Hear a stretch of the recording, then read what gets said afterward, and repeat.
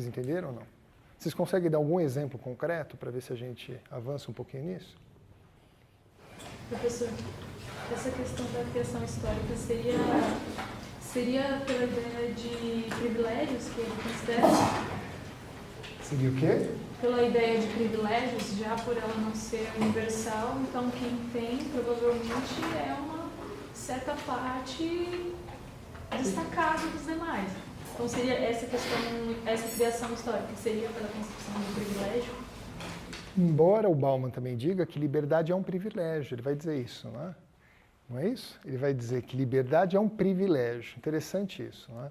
E ele está falando da sociedade moderna. Não é? Quando ele fala em sociedade moderna, a modernidade, a modernidade sempre se define em relação a algo ao que ela se opõe. Não é? Uma modernidade se define em relação àquilo que é atrasado. Então, diversas épocas, diversas sociedades tiveram a sua própria concepção de modernidade. Não é? Então, imagino lá que os gregos antigos entendiam modernidade de uma maneira, obviamente, muito diferente da que nós entendemos por modernidade. Esse conceito, tal como ele é usado hoje, ele supõe uma identificação com o aqui e agora. Essa talvez seja a peculiaridade do uso de modernidade hoje em dia, cidade moderna. É o aqui e agora. Não é?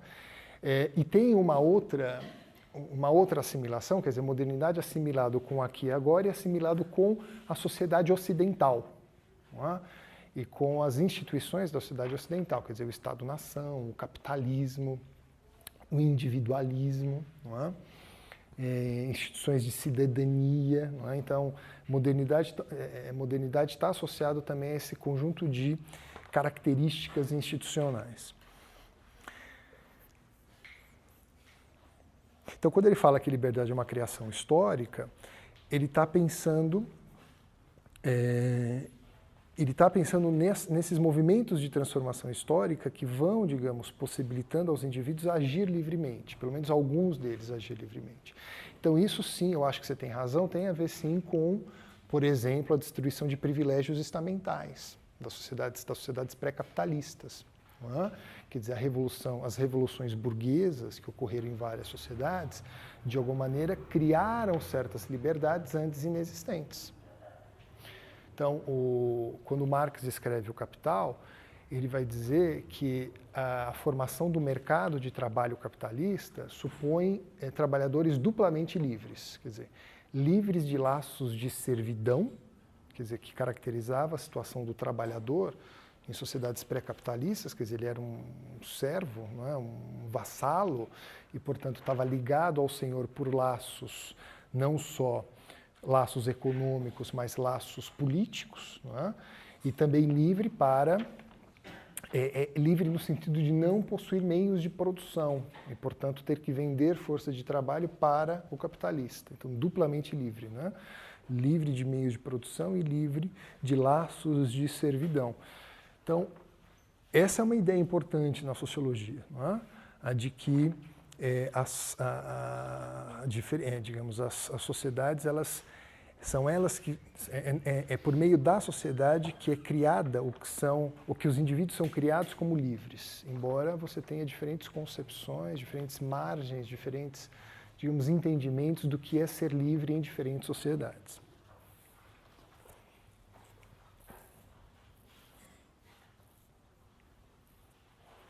E só para continuar o exemplo do Marx, ao mesmo tempo ele vai dizer, embora os indivíduos sejam nesse sentido mais livres do que eram antes, eles são menos livres em outro sentido, porque eles estão amarrados, ele vai dizer, com fios invisíveis, né, ao funcionamento do sistema capitalista, porque despossuídos de meios de produção, eles têm que continuamente vender sua força de trabalho ao empregador, quer dizer, pode ser empregador Y, X ou Z, mas a sobrevivência do trabalhador em uma sociedade capitalista supõe a contínua venda de sua força de trabalho para algum empregador. Não é? E ali no processo de produção, vai dizer o Marx, a opressão, a exploração, a extração daquilo que ele chama de mais-valia, né? Quer dizer, o trabalhador produz mais valor do que recebe em troca como salário. Essa é a base que sustenta, não é? Esse é o fundamento da reprodução do capital. Então, digamos, os indivíduos talvez sejam mais livres do que antes, só que eles não são totalmente livres. A liberdade completa, se é que ela existe, seria alcançada no estágio posterior, que seria o do socialismo. Não? Então, mas aqui, digamos, esse exemplo que eu dei, de alguma maneira, é uma evidência dessa ideia que está presente na sociologia, na sociologia também em outras ciências, de que essa constituição dos indivíduos como seres livres é uma criação histórica.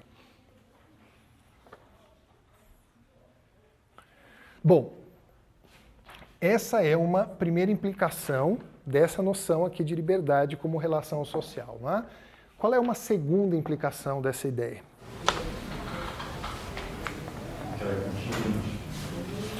Explica melhor. Vamos lá. Que, bom, se ela é criada, uma instituição criada da sociedade, essa sociedade pode ser das contingências. Não são todas as coisas que são possíveis, são algumas. O indivíduo não é totalmente livre, nem totalmente determinado. Legal, então a liberdade, é interessante isso, não é? A liberdade ela tem que ser pensada em uma relação contraditória com a dependência, não é isso? Você usou contingência, eu estou usando o termo que o Bauman vai usar, não é?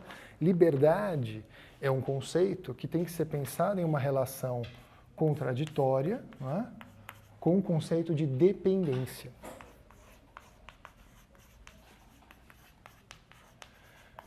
Digamos, estou tentando, digamos, desenvolver seu argumento. Não é? Nós não podemos fazer tudo o que queremos. É um pouco isso que você estava dizendo. Qual é seu nome? Edson.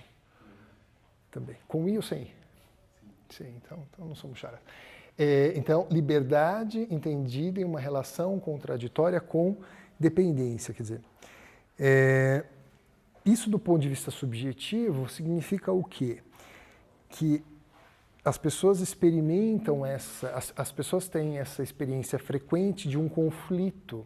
Né? Veja, a gente pode até pensar agora aqui nessa relação. Né?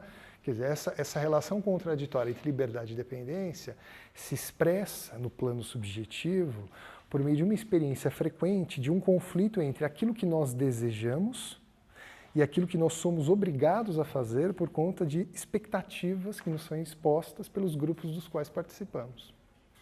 Entender? Quer dizer, então, tem esse conflito, essa experiência de conflito que pode ser mais ou menos severa, dependendo dos grupos da que a pessoa faz parte e, digamos, da margem de manobra para agir e de escolha que as pessoas têm, mas, digamos, essa experiência de conflito entre o que nós queremos fazer, o que nós desejamos fazer e aquilo que nós somos obrigados a fazer por conta das expectativas que nos são impostas pelos grupos dos quais nós fazemos parte. Então, liberdade como relação social supõe essa relação contraditória do ponto de vista da sociologia. O Bauman vai desenvolver essa ideia, liberdade como dependência, tomando como metáfora, não é? Ou como alegoria aquela imagem aquela construção intelectual do panóptico. Não é? Para quem leu, né? O panóptico é uma metáfora que permite a ele articular constantemente essa ideia de liberdade e dependência. Né? Legal, então veja só, liberdade e dependência pensadas contraditoriamente significa então esse conflito, né, entre nossos desejos, nossas vontades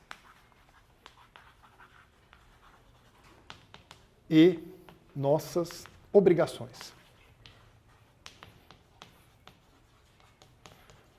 Seria tão bom se as obrigações sempre coincidissem com as nossas vontades, mas se elas não fossem obrigações, mas se fossem só nossas vontades, não seriam obrigações. Né? Bom, então tem essa primeira coisa. Tem uma outra implicação disso aqui, né? Que está lá presente naquela imagem do panóptico, que a gente vai desenvolver melhor na próxima aula, né?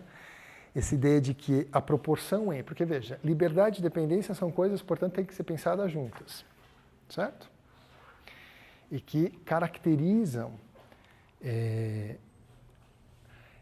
digamos, esse balanço entre liberdade e dependência, ela caracteriza a vida de qualquer pessoa. Todas as pessoas são livres de alguma maneira, mas também são dependentes de outras. Não é? No entanto, e aí vem uma outra, digamos, sacada sociológica, né? Outro insight sociológico. Esse balanço entre liberdade e dependência varia conforme a posição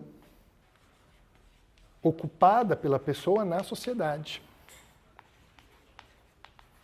Quer dizer, a posição social que a pessoa ocupa, ela determina ou, sei lá, condiciona ou influencia ou interfere nesse equilíbrio ou nesse balanço entre dependência e liberdade. Vocês conseguem entender o que eu estou falando? Ou não? Bom, vou dar um exemplo, vamos lá. Esse fim de semana passado estava conversando com o meu primo, economista, foi estudar economia também, né? Economista que trabalha em uma universidade particular, não preciso citar qual, mas uma universidade particular de relativamente assim, baixo prestígio, enfim. E estava me contando que agora ele nem mais pode dar provas para os alunos, não pode mais dar prova. Porque essa instituição de ensino ela homogeneizou tão completamente as condições de ensino que todos os professores têm que usar o mesmo material, têm que dar o mesmo conteúdo em determinada aula, independentemente da turma, do rendimento da turma, independentemente de quem sejam os alunos. Então, o aluno que está estudando a aula 3, numa instituição de ensino em um determinado lugar, vai aprender o mesmo conteúdo que outro aluno em uma instituição de ensino diferente que está na mesma aula. Então, são condições homogêneas. Inclusive, as provas são idênticas. Né? Então, as provas também, se os conteúdos são iguais, as provas também são. A ponto de os alunos fazerem ou serem obrigados a fazer 2 provas online, não é? Cujo conteúdo o professor não tem interferência alguma. Então, é um conteúdo que é disponibilizado pela instituição, os alunos vão lá e fazem a prova. Não é? E o professor da disciplina mesmo só pode dar uma matéria, uma prova, que no final das contas vai ter ali um peso de mais ou menos 28% da nota final. Então, quer dizer, o professor perde até a capacidade de punir aluno com nota, né? Quer dizer, esse é um dos principais instrumentos de controle do professor, né? Não é isso? Quer dizer, é o caderninho que não funciona aqui, é nota, né? Quer dizer, se você não fizer as coisas, você não vai passar de ano, né? Então, até isso estão tirando os professores, né? O professor agora só tem cenouras, não tem mais porrete, né? Então, como é que vai controlar os alunos? Então, é um pouco essa ideia que o Bauman que a sociologia está colocando. Quer dizer, dependendo da posição, posições diferentes. Nós dois somos professores de universidades diferentes que oferecem condições diferentes de ensino, não é? E, portanto, temos um balanço muito diferente entre liberdade e dependência, não é? Quer dizer, eu sou, nesse sentido, mais livre do que esse meu colega para definir conteúdos de ensino, para definir os conteúdos das avaliações, para definir a dinâmica das aulas e por aí vai. Não é? O que o Bauman está dizendo é algo parecido, mas ele está pensando, aqui, como boa parte da sociologia, está pensando numa noção hierárquica de posição social. Não é? Quer dizer, você tem uma hierarquia de posições sociais, certo? Como se a gente tivesse uma hierarquia. Vamos pensar uma coisa unidimensional. A sociologia já trabalha com digamos, hierarquias multidimensionais, mas não é a questão. E, digamos, esse balanço entre liberdade e dependência, ele varia conforme a posição que a pessoa ocupa aqui. Então, quer dizer, quanto mais no topo dessa hierarquia, maior a liberdade, menor a dependência. Quanto mais embaixo na hierarquia, menor a liberdade, maior a dependência. Então, um pouco essa ideia que está presente na sociologia e que ele vai tentar desenvolver com a metáfora do panóptico. Certo? Mas isso não está só no Bauman, tá? Em vários autores que trabalham essa ideia de liberdade na sociologia. Vocês percebem que, nessa concepção, ninguém é tão livre a ponto de não depender de ninguém, e ninguém é tão submisso a ponto que ninguém dependa dele. Não é isso? Entenderam ou não? Quer dizer, sempre alguém, digamos, embora minimamente as pessoas que ocupam posições superiores dependem dos que estão abaixo, embora minimamente as pessoas que estão abaixo têm alguma liberdade em relação aos que estão acima.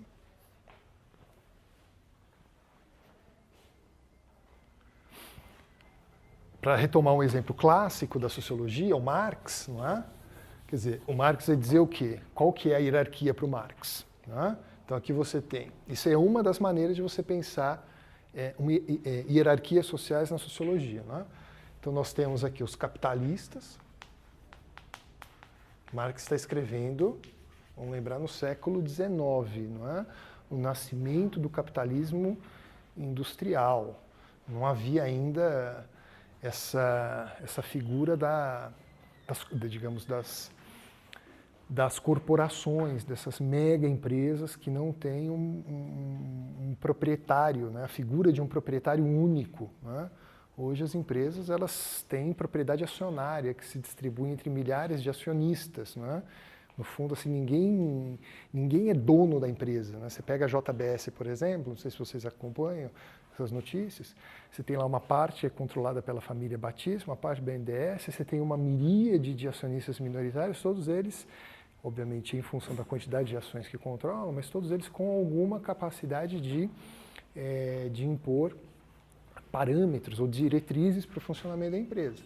Marx está pensando ainda no nascente capitalismo industrial, que você tem lá um proprietário, quer dizer, a empresa uma pessoa que detém a empresa, controla a empresa e está ali todo dia observando os trabalhadores trabalharem. Né?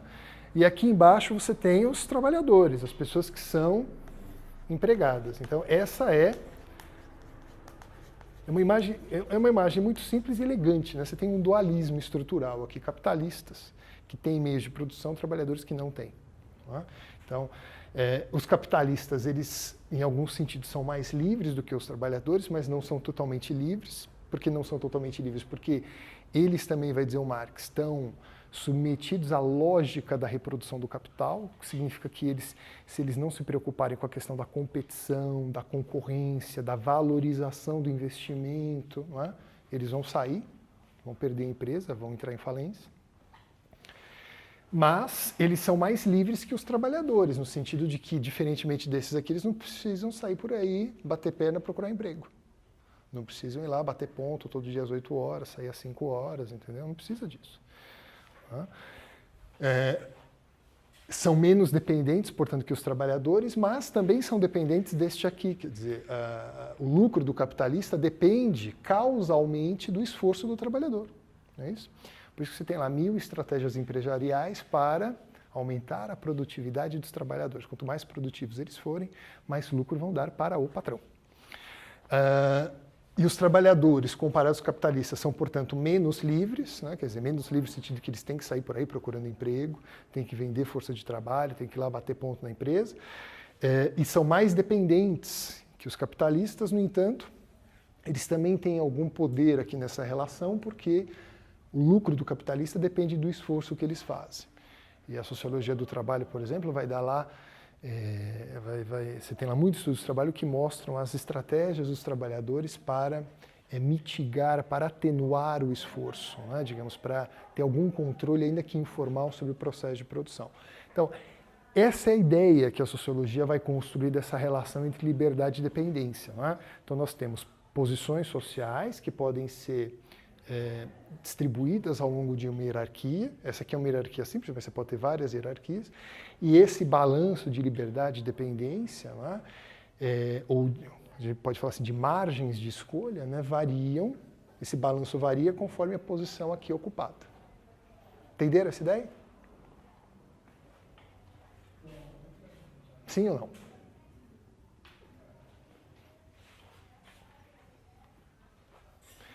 E a última coisa aí nós já terminamos, tá bom? Que é a última implicação dessa noção aqui de liberdade como relação social. Então a gente viu uma aqui, ó. Criação histórica, que a colega chamou a atenção, liberdade e dependência, que a colega chamou a atenção, mas tem mais uma ainda que a gente poderia colocar aqui, ó. Liberdade como relação significa o quê? Além dessas duas coisas aí.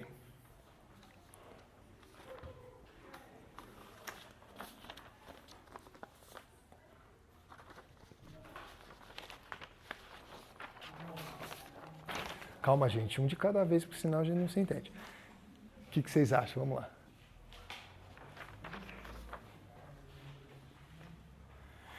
Se liberdade é uma relação, significa... Vamos ver se vocês concordam comigo. Se liberdade é uma relação, significa que liberdade não é uma propriedade inerente ao indivíduo. Não é isso? Não é? Então, quer dizer, essa é outra implicação. Né? Quer dizer, se liberdade é uma relação, significa que liberdade não é uma propriedade inerente ao indivíduo em si. Não é? Certo? Então, liberdade ela não é uma propriedade inerente, não é? Mas ela é sempre uma qualidade, a gente pode dizer assim, né? Uma qualidade que faz parte de uma diferença entre as partes. Não é? Ou, se a gente quiser colocar um termo, é só de uma desigualdade entre as partes. Não é? Quer dizer, a liberdade ela não é uma propriedade inerente, mas uma qualidade que faz parte de uma diferença entre indivíduos.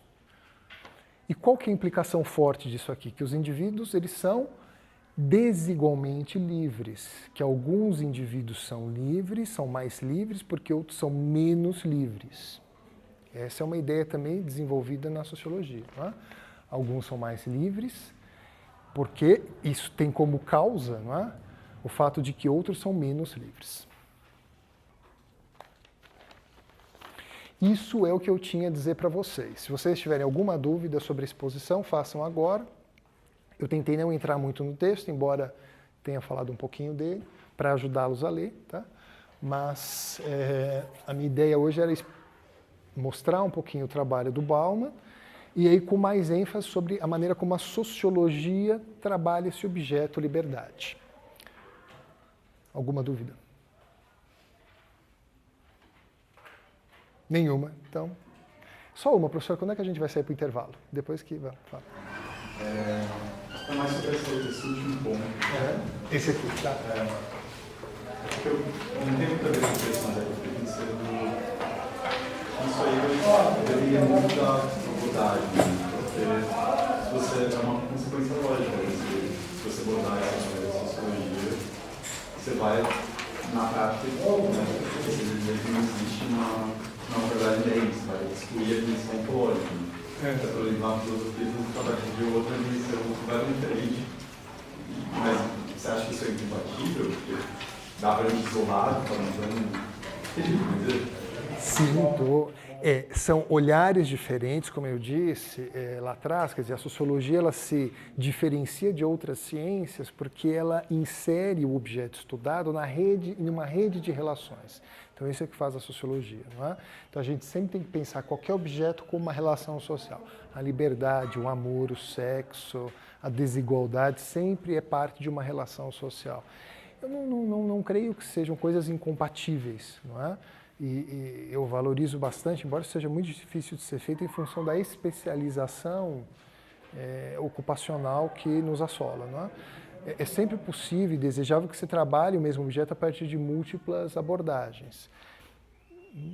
Enfim, mas os aportes eu acho que são sempre específicos, eles carregam as especificidades de determinados pontos de vista. Quer dizer, o ponto de vista da filosofia é diferente da sociologia. Dá para falar em uma liberdade para a sociologia, uma liberdade filosófica, uma liberdade sociológica. A liberdade como objeto construído pela sociologia é diferente da liberdade como objeto construído pela filosofia. Aí sim.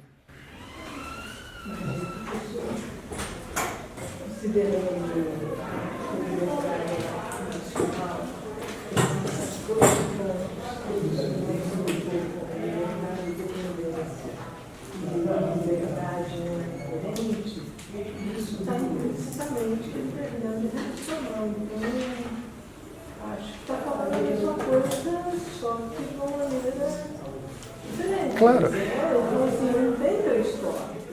Essas são as implicações, né? Por isso que eu deixei bem claro, né? As implicações de se pensar liberdade como uma relação social. O que significa isso? Significa, se liberdade é uma relação social, significa que liberdade não é uma propriedade inerente, que sempre faz parte de uma relação entre pessoas diferentes e sobretudo, desiguais, não é? desiguais, não só porque um tem mais, outro menos, mas porque essa desigualdade em termos de liberdade tem como fundamento uma desigualdade de recursos, de meios de ação, não é? De poder. Desigualdade como tendo que ser tratada junto com dependência, no sentido de que se fazemos parte de relações sociais, de alguma maneira nós dependemos do que os outros fazem, em maior ou menor grau. Isso pode depender da sociedade, as sociedades que são muito diferenciadas do ponto de vista funcional. Se nós pegamos as sociedades modernas hoje, você tem muitas funções e papéis que são desempenhadas por pessoas diferentes. Digamos, o bom desempenho de um papel depende de inputs, ou de recursos, ou de meios que vêm de pessoas que desempenham outros papéis. Não é? Então você tem uma interdependência funcional que é brutal. Não é? Há outras sociedades em que essa diferenciação funcional é menor. Ainda assim, essa questão da dependência ela existe. Não é? Mas não é trivial você pensar liberdade e dependência. Porque não é só a questão da liberdade e da dependência, mas é a questão que esse equilíbrio depende da posição que nós ocupamos na sociedade. Isso não é uma, digamos, não é só pensar como relação social, mas é uma possível implicação disso. Não é? Quer dizer, que esse balanço entre liberdade e dependência, mais livre, menos livre, mais dependente, menos dependente, depende da posição que nós ocupamos na sociedade. Eu acho que é uma implicação, mas ela precisa ser explicitada, ela não está clara nessa noção. Entendeu? Não sei se eu respondi sua questão, mas o meu objetivo aqui foi simplesmente, como você falou, explicitar um pouco as implicações lógicas, né, de nós trabalharmos com essa noção de liberdade, que é a noção sociológica, pelo menos a noção sociológica do Bauman, né, como o Bauman constrói esse objeto. Respondi a sua questão.